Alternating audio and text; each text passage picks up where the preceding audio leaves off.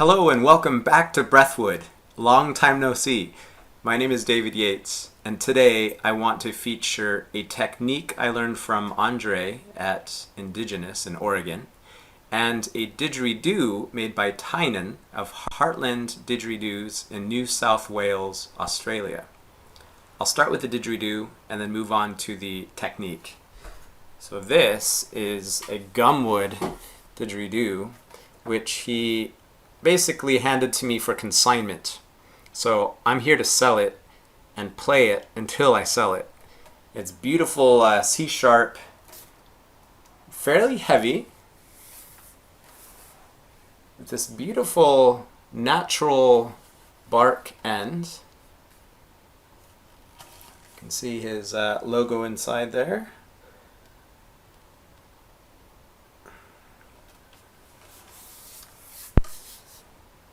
Send me a message if you're interested. It has a beautiful, deep, full tone. What I find with a lot of eucalyptus didgeridoos is that they tend to have a bit of a flat sound. They don't resonate very much.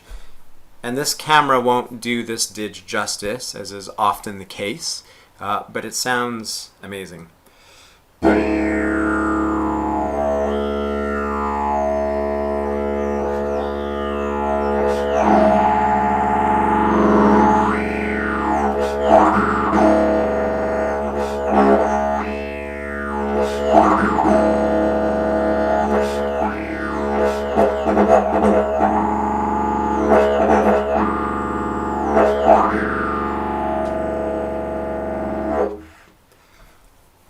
So if you have any interest in this didgeridoo, or more like it, let me know. I'll put links down in the description for Tynon and his work. This didge I'm selling directly, so get in touch with me if you're interested in it. It's not cheap. You got to be ready to spend a good penny on it. Now for the technique. I've often wondered how Ondrej does what he does. He fits a lot of really unique sounds into a fairly small space. It sounds like far more is going on at once because of the way he layers things. And one thing I've noticed with him, as well as a lot of other modern players, is that they're not playing just the drone. They're really breaking it up. There's a lot more space. There's a lot more silence between sounds. Sounds are a lot more staccato, not always blurring into the drone. I love the drone. I'll be a drone player forever, but I'd also like to break it up. So I took 2 of his workshops at InDidjInUs, and one of the main concepts that stood out was actually very similar to what I teach with 2-wah, 2-wah-ha, 2-wah-ha-ha. Basically 2 sound rhythm elements, 3 sound rhythm elements, and 4 sound rhythm elements. But he was teaching it based on a couple of slightly different takes on the sounds. The main sound is this. That's it.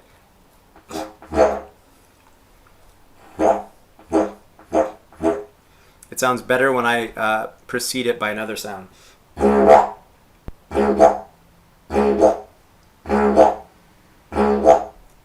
This sound is the same motion used when circular breathing, but without the continuous flow of air used for the drone. So if I do this with a continuous drone, it sounds like this.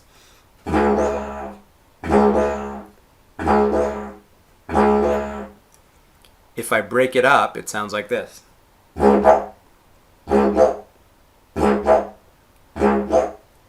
So let's look at that a little bit.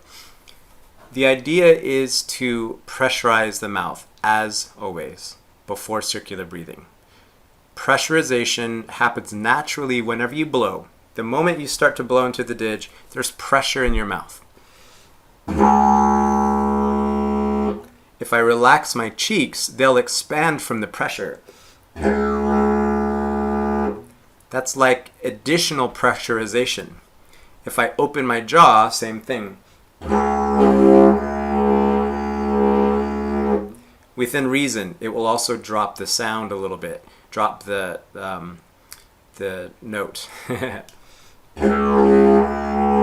if you let it affect your lips. So we pressurize the mouth when we blow.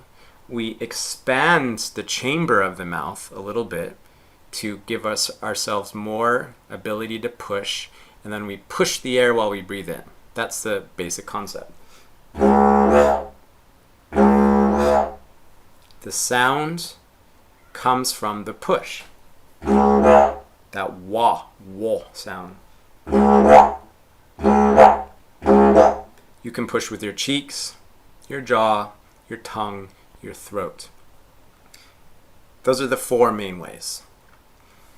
In the workshop, he talked about using the jaw primarily. And a reason for this is to separate it from the other parts of the mouth so that you can be more efficient while playing faster and leave those other parts of the mouth available for other sounds. So for now, I'll focus on the jaw. It opens slightly, and then there's a bit of a push when you want this wah sound. So I'm going ta, ta, wah, ta, wah.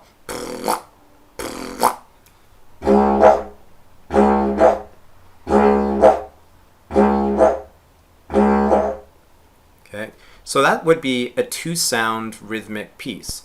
1, 2, 1, 2, 1, 2. If I play it continuously, it sounds like this. Continuously.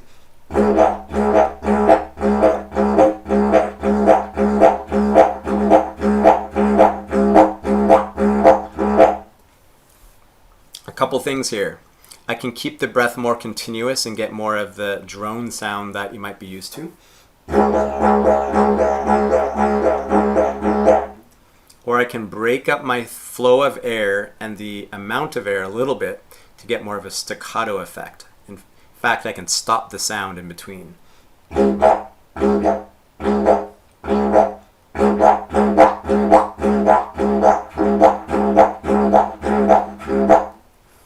Don't worry, if you're primarily a drone player up to this point and you try to break up the sound, as I discovered, it's hard at first.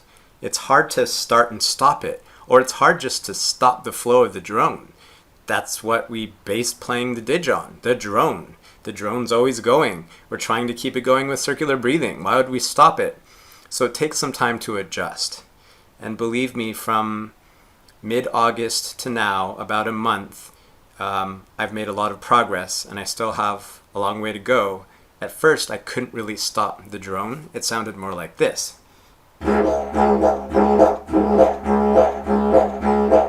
And now it can sound more like this. And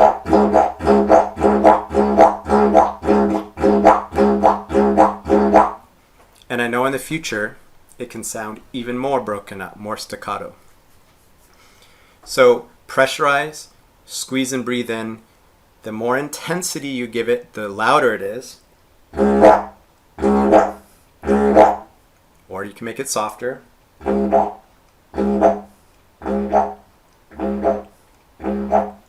The placement of the tongue will change the tone. Further back will be a lower, more, I guess, open sound. Lower. More forward will have more of a high-pitched frequency mixed in.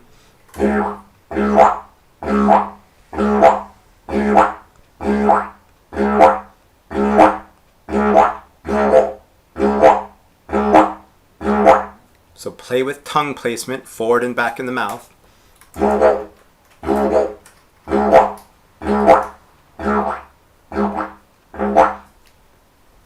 And you're breathing in when needed or every time, based on where you're at with your breath and the rhythm.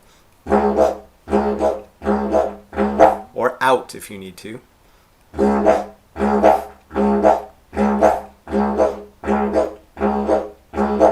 So I would try something like this at first. This same rhythm, just ba-da, ba-da, ba-da, ba-da.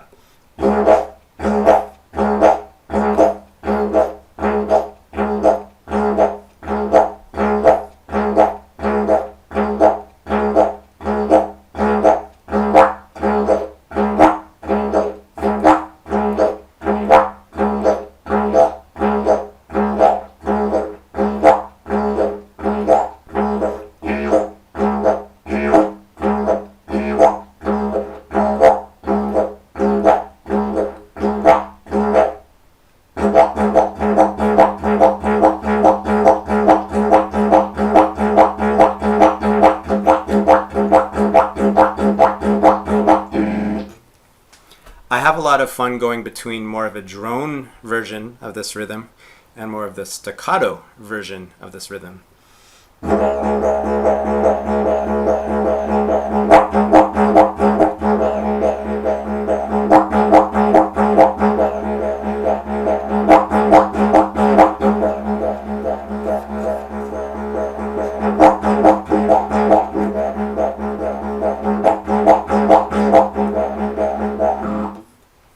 And so on. So that's still a 2-sound rhythmic piece. We can do a 3-sound rhythmic piece. Ondrej went through a whole section when he talked about the efficiency of different sounds, and again, it was really similar to things I've come up with. One is that it's much faster to make a sound like taka than tata or kaka. Taka, taka, taka. It's like the tongue, as he said, is a teeter-totter. Taka, taka, taka, taka, taka, taka, taka, taka, taka.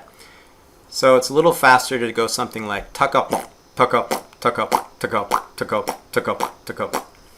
But you should mix up the sounds to get different possibilities. So you have tuck up, you have ta-ka, and you have ta-ka, or kuta. And I don't know if it makes a difference really. I haven't fully explored it. If you go ta-ka or kata, try it. So make sure to mix it up. I've been working on just one of those for the past month. Taka.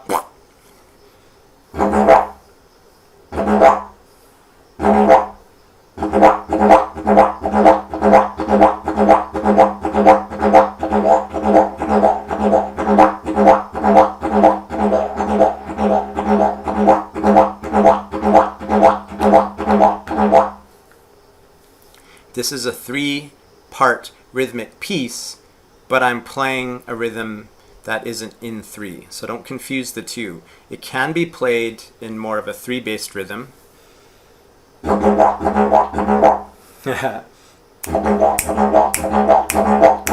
Wow, hard. What I'm thinking is 1 2 3 1 2 3 1 2 3 versus 1 2 3 4 1 2 3 4 1 2 3 4 1 2 3 4 with the silent fourths.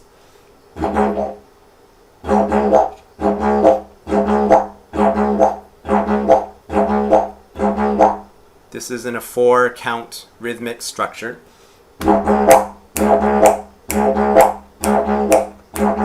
Or 2, depending on how you count.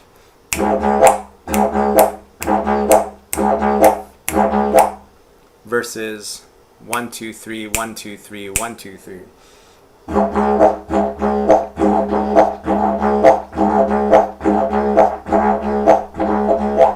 And I haven't been playing that one much, so I'm struggling with it a little bit. Usually I would play something like 2 waha. 1 2 3 1 2 3 1 2 3. So I've been playing taka, taka, taka.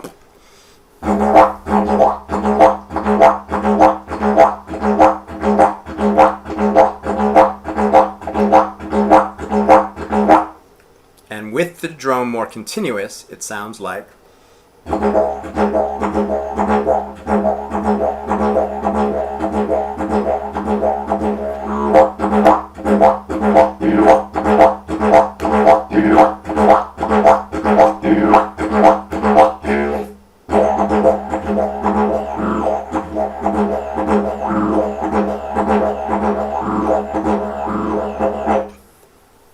So I think that's pretty cool. Then you get into 4-sound pieces, rhythmic pieces. So taka ka, taka ka, taka ka, or taka taka ta, taka ta, taka ta, taka ta.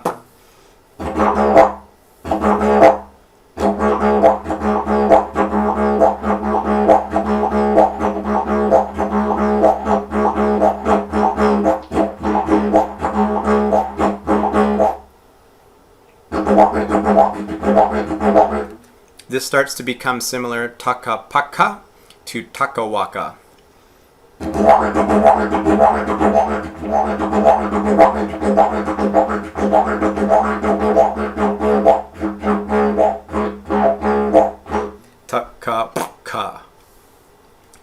again, move the pa around into all the different possible spots and put other sounds in there to make 4 sound rhythmic pieces. So 2 sound, 3 sound, 4 sound.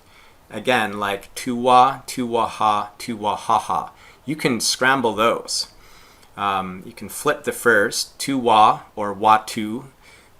Tu-wa ha can be tu-ha-wa, etc. So I'm enjoying this a lot because it means that my drone doesn't end up being quite so monotonous anymore. And it gives the listener a bit of a break. You know, I'm going from long sections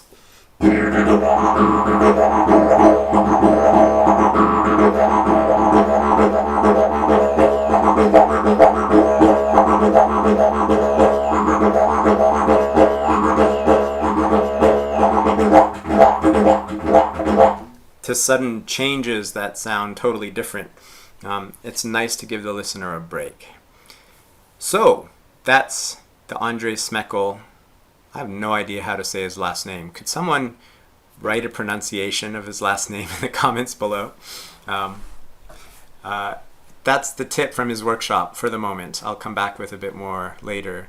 And once again, Heartland Didgeridoos, Tynon in New South Wales, Australia. Beautiful, beautiful work. It's an amazing playing didge. It's a C-sharp gumwood. At some point I'll show you the didge I got from him for myself. It's pretty freaking awesome. And I'll leave you with that. And I want you to know that I'm willing to travel. I've mentioned this before. I'll come to your city and teach a workshop, hang out and jam. It just takes about 10 students, 10 to 20 students to be able to cover the airfare or travel needed to come to your area. So think about that, 10 to 20 people for a workshop. If it's fewer people, then maybe they pay a bit more. Totally willing to travel to teach. And I'd love to come see where you live, and I'd love to come play and jam and teach and learn with you. I'm also considering a Patreon account where members can subscribe to exclusive content. It could be as little as a couple dollars a month. I want to know in the comments below if you're interested in something like that. Do you want more lessons? If you want more lessons, I really want to offer them. I just don't always have the time or funds to prioritize this over other paid work. Help me out and I'll help you out. Also, check out Didgeridoo Learning Community on Facebook. That group is growing hugely and folks there would love to have you and help you out. So that's it for now. Thanks so much for watching and listening. Happy playing as always, and I'll see you again soon.